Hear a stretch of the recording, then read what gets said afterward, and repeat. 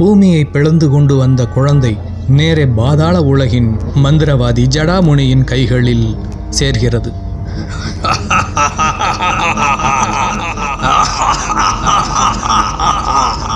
அடே மட்டி, இங்கே சீக்கிரம் வாடா.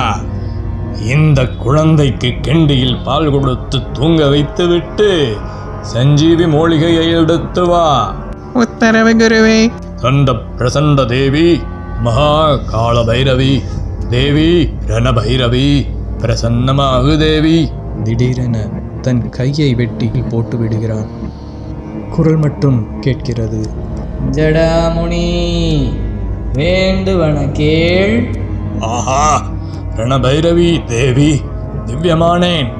மகாமாயே, நீ கூறியது போலவே அந்த சர்வலட்சணம் பொருந்திய ராஜகுமாரனை கவர்ந்து வந்து விட்டேன். எனினும் குற்றம் குறையேதேனும் உண்டா என அறியவே உன்னை அழைத்தேன். இல்லை, எந்த குறையும் இல்லை. இந்த குழந்தையை சகல மாய வித்தைகளையும் கற்றுக் கொடுத்து சுத்த பிரம்மச்சாரியாக அரியணை ஏற்றிய பிறகு ஒரு மண்டலத்துக்குள் எனக்கு படையலாக்கிவிட்டால் உன் குன்றாத இளமையும் உலகாலும் ஆசையும் நிறைவேறும். சித்தம் தேவி. மட்டி வருகிறான். சஞ்சீவி விழுதை தடவுகிறான். கை சரியாகிவிட்டது. டேய் மட்டி, குழந்தையை நன்றாக பார்த்து கொள்ளடா. உத்தரவு குருவே. நான் ஒன்று கேட்கலாமா குருவே? கேளடா அதிக பிரசங்கி. குருவே, இந்த குழந்தையை எப்படி அரியணை ஏற்றுவீர்கள்? அங்குதான் ஏற்கனவே மூத்த ராஜவாரிசு உள்ளது. திடீரென கொண்டு போய் இப்படி இந்த குழந்தையை ஆளாக்கி ராஜ அரியணை ஏற்றுவீர்கள்? தயவு செய்து என் தலையில் குட்டாமல் பதில் சொல்லுங்கள் குருவே. நீங்கள் குட்டி தான் நான் வளராமல் போனேன். அடேய் மட்டி மடையா, உன் குரு உலகாளப் போகிறானடா. எனவே உன் மூளையை கடுகளவாவது வளர்த்துக்கொள். அரண்மனை 4 மூலைகளிலும் நான் மந்திரித்த இரட்சைகளை புதைத்து வரச் சொன்னேனே, செய்தாயா? நீங்கள் சொல்லி எதை நான் செய்யாமல் இருந்திருக்கிறேன். கச்சிதமாக செய்துவிட்டேன் குருவே. நீ கேட்ட கேள்விக்கு பதில் அதில்தான் அடங்கி இருக்கிறது. இனி அது தன்னால் நடக்க ஆரம்பிக்கும். வழக்கம் போல ஒன்றுமே புரியலையே. மறுபடியும் கேட்டோம்னா கண்டிப்பாக கொட்டு விடும். எதுக்கு வம்பு? உறங்கிக் கொண்டிருந்த ராணியை யாரோ கூப்பிடுகிறார்கள். ராணி கண் விழிக்கிறாள். அந்த குரல் பயங்கரமானதாக இருந்தது. ஆனால் அதற்கு கட்டுப்படுகிறாள் ராணி. வா வா ராணி, வா ராணி பத்மாவதி, வா. உன் குழந்தை இருக்கும் இடத்தை நான் காட்டுகிறேன். வா வா வா வா வா வா. அதே சமயம் ஏதோ வெளியே நிழலாடுவது போல தெரிந்தது மன்னர் பார்த்திபனுக்கு. வெளியே வந்து பார்க்கிறார். ராணி பத்மாவதி ரகசிய அறை நோக்கி நடந்து கொண்டிருக்கிறாள். மன்னர் புரியாமல் விழிக்கிறார். இந்த அர்த்தஜாம நேரத்தில் ஏன் ராணி ரகசிய அறைக்கு செல்கிறாள்?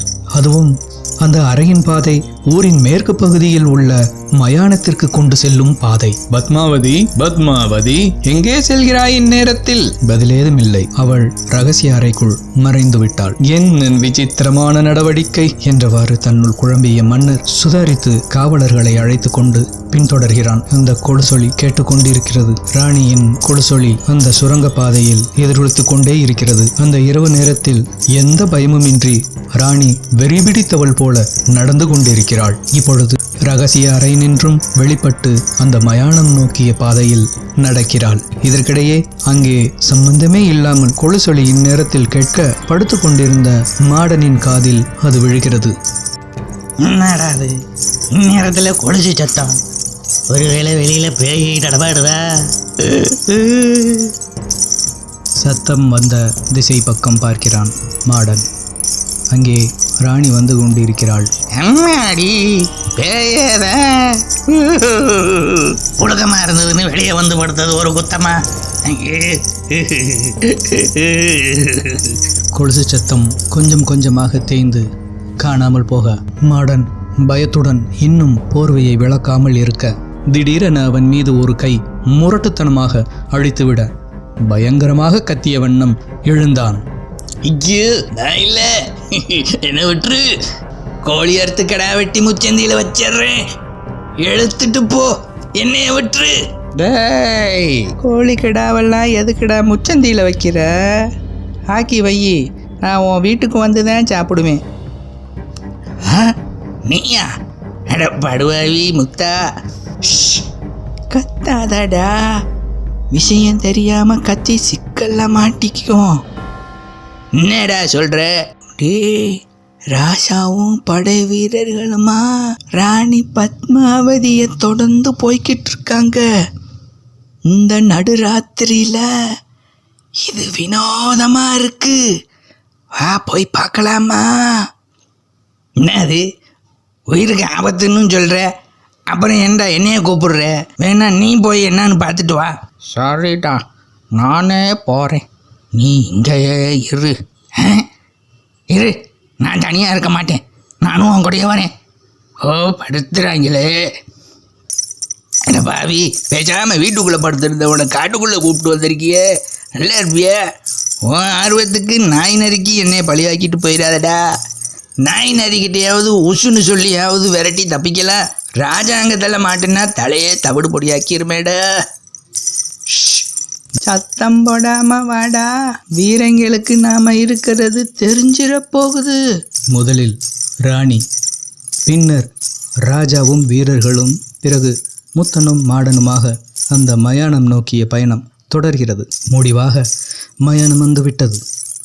ஆங்காங்கே பிணங்கள் எரிந்து கொண்டிருக்கிறது. பிணங்கள் எரிந்து கொண்டிருந்த அந்த ஒளியில் ராணி அமைதியாக அமர்வதை பார்க்கிறார் மன்னர். அதன் பிறகு என்ன நடக்கிறது என்று மன்னருக்கும் வீரர்களுக்கும் புரியவில்லை. ஏதோ இனம் புரியாத சத்தம் கேட்கிறது. பொறுத்து கொள்ள முடியாத மன்னர் ராணி அருகே செல்கிறார். முத்தனும் மாடனும் ஒரு புதர் மறைவில் நடப்பதை பார்த்து கொண்டிருக்கிறார்கள். அந்த மயானத்தி வெளிச்சத்தில் ராணியை மன்னர் அழைக்கிறார். பத்மாவதி, பத்மாவதி. இங்கேதான் அந்த யாருமே எதிர்பாராத, நினைத்து கூட பார்க்க முடியாத அந்த பயங்கரம் நிகழ்ந்தது. ராணி அசையாமல் அமர்ந்திருக்க, அவளது தலை மட்டும் முதுகுப்புறமாக திரும்பி, பத்மாவதியா? யாரடா அது? முட்டாளே, உனக்கு என்ன இங்கே வேலை?